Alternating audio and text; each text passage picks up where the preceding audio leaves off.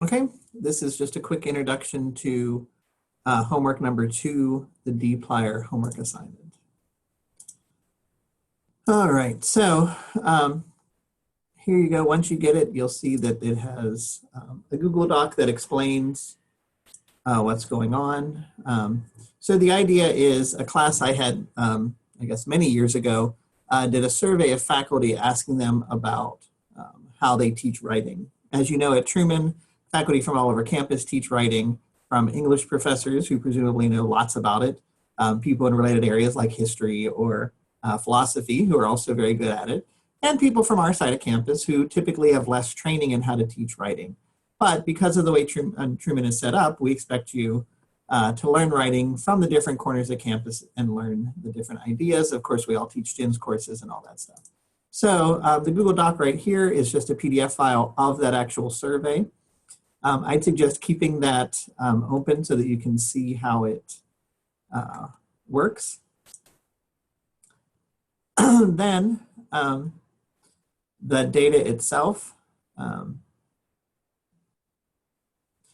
is going to be here. It's here as a Excel file. So I specifically left it as an Excel file. So when you click on it, it's going to open it up like that, and then you can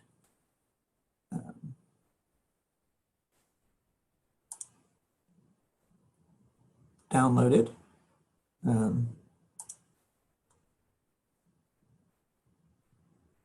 From there.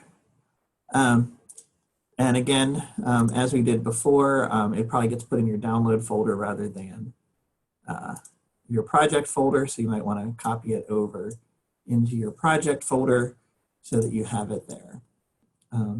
You can also get it from the U drive, and that would be a fine thing to do as well. Okay, so once you have it there, you're going to go back to R, and now here's our lab from the other day. We're going to make a brand new our markdown file. We're going to call it homework number 2, and you call it whatever you want, dplyr, and then you put your name in for that. And when you do it, it makes a new our markdown file for you. All right, so you're certainly going to have your setup window. You're going to do library tidyverse.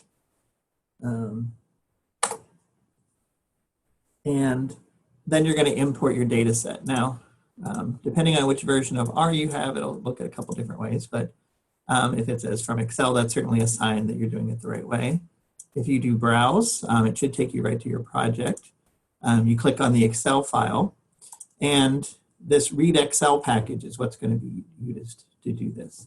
You can look here at your data to make sure it looks like it's in the right format. I think it is. You do see there are some options like, is the first row the names of the columns, or are they, actual data? You can skip some rows if it has a couple of lines of data. The trick here is that don't click import, don't do that.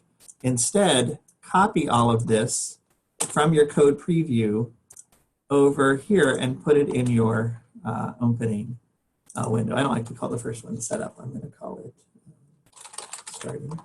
Doesn't matter. It has that include equals false, which means you can't see what it does. Now notice it does have that view. So when we run that cell, it's going to do all the things, and it's going to open up your data.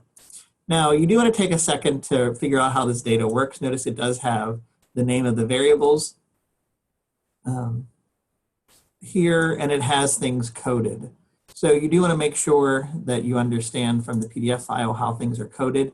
In general, they just go in order. So the 1 to 7 scale, 1, 2, 3, 4, 5, 6, 7.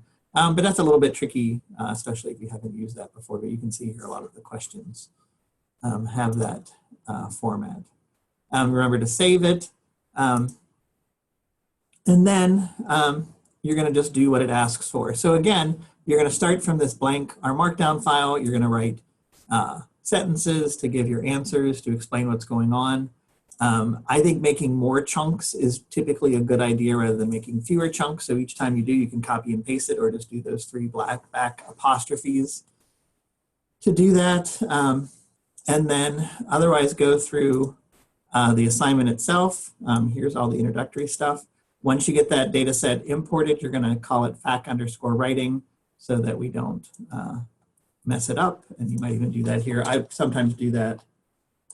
Fac_writing is assigned to be faculty writing survey cleaned F 2018. Okay, and when you do that over here, it should appear right there, fac writing.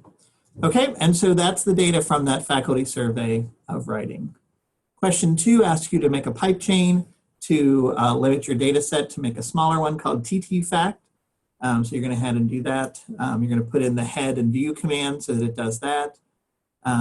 Then you're going to use dplyr to make a summary table that counts how many responses are from each school. Remember that n parenthesis command does that. Then it asks you to make a couple plots, a jitter plot and side-by-side box plots. So each one of those asks you to write a little sentence or two about it. After the lab, I actually think this homework is a little bit more straightforward. So it's, well, shorter, of course, but the idea is you're going to kind of take the recipes that you learn in that dplyr lab and you're going to use them on this homework assignment. Okay, as always, if you have any questions, shoot me an email or pop into my office hours. Again, I've mentioned this a few times, but I think looking at the textbook is actually a great way to check on this. This is all in that first section on data transformation. So enjoy. If you have any questions, like I said, let me know.